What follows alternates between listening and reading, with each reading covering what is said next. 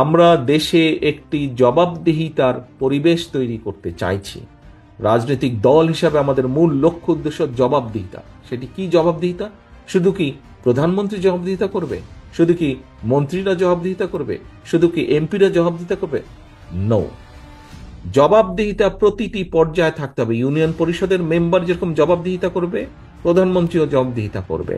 পৌরসভার চেয়ারম্যান, উপজেলা চেয়ারম্যান যেমন জবাবদিহিতা করবে, মন্ত্রীদেরকেও জবাবদিহিতা করতে হবে। একই সাথে সরকারি বলেন, আধা সরকারি বলেন, প্রত্যেকটি পর্যায়ে যারা আছে প্রত্যেকটি জায়গায় জবাবদিহিতা তৈরি করতে হবে। একদিনে সম্ভব না, কিন্তু সেটি সম্ভব, অবাস্তব কিছু না। কাজেই আমরা দুর্নীতিকেই অ্যাড্রেস করতে চাই, আমরা আইনের শাসনকেই প্রতিষ্ঠিত করতে চাই।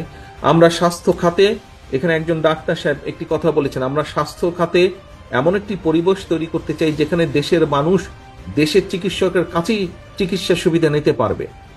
আমরা এমন একটি পরিবেশ তৈরি করতে চাই যেখানে যেখানে শিক্ষার্থীরা তাদের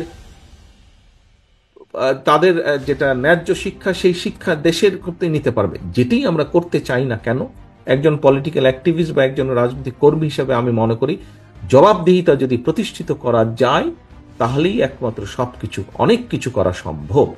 এবং সেই অনেক কিছুর যদি সূচনা করতে হয়, প্রিয় সহকর্মীবৃন্দ, তাহলে আমাদেরকে নিশ্চিত করতে হবে যে দেশে একটি, যেই নির্বাচনের জন্য দেশের মানুষ, যেই জবাবদিহিতা তৈরির জন্য, যেই অধিকার প্রতিষ্ঠিত করার জন্য দেশের মানুষ জীবন দিয়েছে, আমাদের হাজারো নেতাকর্মী শহীদ হয়েছেন, সেই কার্যটি যাতে সম্পন্ন হয়। এবং এই কাজটি যদি করতে হয় ঘুরে আবার পিছনেই যেতে হবে। সমগ্র মানুষ একত্রিত হয়ে, বিভিন্ন শ্রেণী পেশার মানুষ ঐক্যবদ্ধ হয়ে যেরকম স্বৈরাচারকে পালিয়ে যেতে বাধ্য করেছে, ঠিক অধিকারকে, দেশের মানুষের অধিকারকে প্রতিষ্ঠিত করতে হলে সকলকে একত্রিতভাবে ঐক্যবদ্ধভাবেই করতে হবে।